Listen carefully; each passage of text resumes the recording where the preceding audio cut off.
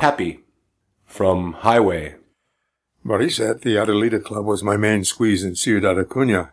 It was puppy love. She often took me to the room for free, por amor, as they say. Marisa had a friend, Evita, who conveniently was sweet on Roddy. Roddy and I spent many nights with Marisa and Evita, and we sent them postcards from the road, from the magical, glamorous land of Los Estados Unidos, a world they would never see. Coming back to Boys Town was like coming home.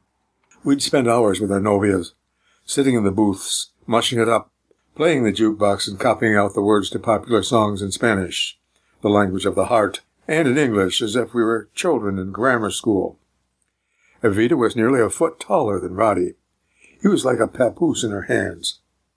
In order to keep the girls in a party mood, we'd put Los Angeles turnarounds in their drinks.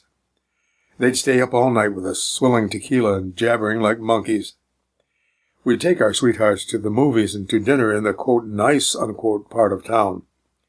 We had to pay the house a fee to ransom them out. It wasn't much, maybe $10 for the evening. Then we'd come back to the Adelita Club and spend the night. When it came time to say goodbye, Marisa would often burst into tears.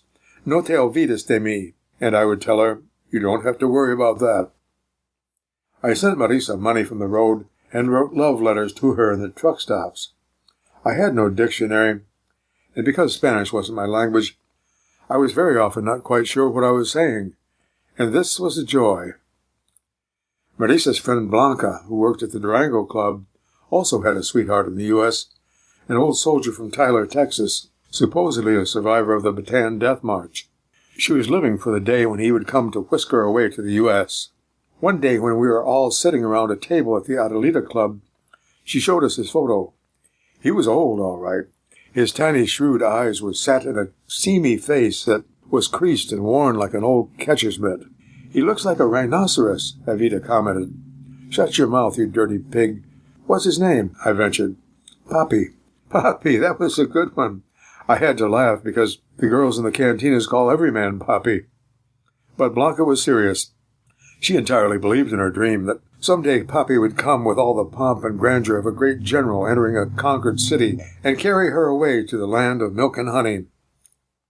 A few days before Easter, Roddy and I made what turned out to be our last trip together down to Del Rio. We spent a bunch of our running money in Boys Town and stayed off the road way longer than we should have. On our first night in Ciudad Acuña, Marisa and I had just gotten settled when I heard an agonized meow. It seemed to be coming from under the bed. ¿Qué cosa? It is the cat, Marisa explained. She is embarazado, big with the babies. We heard more plaintive cries. I think she's having them right now, I said, and asked the momento. And sure enough, we peeked under the bed, and there they were. 6 tiny blind kittens mewling and peeping like baby birds, and the mother cat was busy gulping down the placenta. Easter was now right around the corner, and Blanca had recently gotten a letter from the old soldier from Tyler, Texas, her Papi. She showed me Papi's letter, and I translated it for her.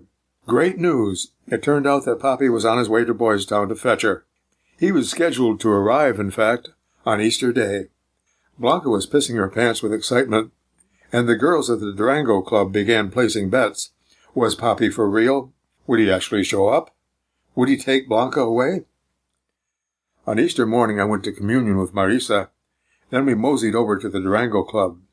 I'd ransomed Marisa out of the Adelita Club for the whole Easter weekend, so there was no problem about that. Roddy and Evita were there at the Durango Club, and Blanca, and her sidekick, Ophelia, who also had an American boyfriend, a Mayflower driver who showed up once in a while, and I'd sometimes help her write a letter to him in English. We all sat in a booth with beers and waited, while Blanca endured the taunts of the girls, who were undoubtedly jealous. He won't show. He will. He's a liar, and so are you. Go fuck your mother. Dreams do come true. Papi's arrival that Easter morning was like the coming of Christ, complete with palm leaves and glad hosannas, like the great god Bacchus returning to Rome from his conquest of India, drawn by tigers in a golden chariot. The old soldier pushed through the swinging doors of the Durango Club and stood there for a moment, blinking his tiny bright eyes. He was a grand señor, all right, truly majestic, a real charro in his embroidered jacket and fitted pants, black bow tie and wide-brimmed sombrero. His pencil-lined Clark Gable mustache was dyed black, and his long white hair was tied in a ponytail. A mysterious figure, confident, savvy, complex, possibly dangerous, and certainly far more sophisticated than the bland Texas manner of his letter had suggested. I had no trouble believing the bit about the Bataan Death March. This man had been to hell and back. Blanca leaped to her feet and gawked delightedly at the old man. Then she flew into his arms, nearly knocking him down. "Papi!" After a tender embrace, she led Papi to our booth, and the old soldier sat down with us, his arm around Blanca, and I got a good look at this wrinkled, scaly relic. He was old, really old, gaunt, and the sharp, angular bones of his wrists were almost translucent. You felt on one hand that he might blow away in a breeze, but at the same time he seemed firmly rooted to the earth, like a serpent that sheds skin after skin and goes on living forever. The bartender brought a bottle of Jose Cuervo and 7 glasses. The old man poured, and you felt in that moment that he would never die, this grand senor from Tyler, Texas, but would simply get older and older, wiser and wiser, more wrinkled, more scaly, and more majestic.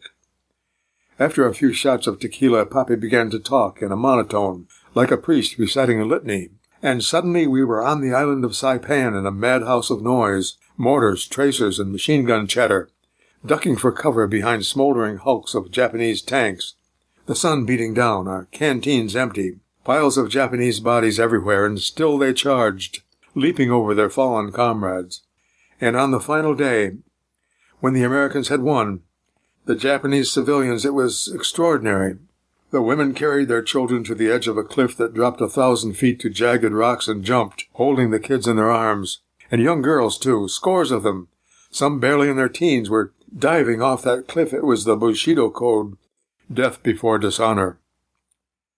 When Papi got up to go to the excusados, Blanca, who didn't understand English, asked me what we'd been talking about.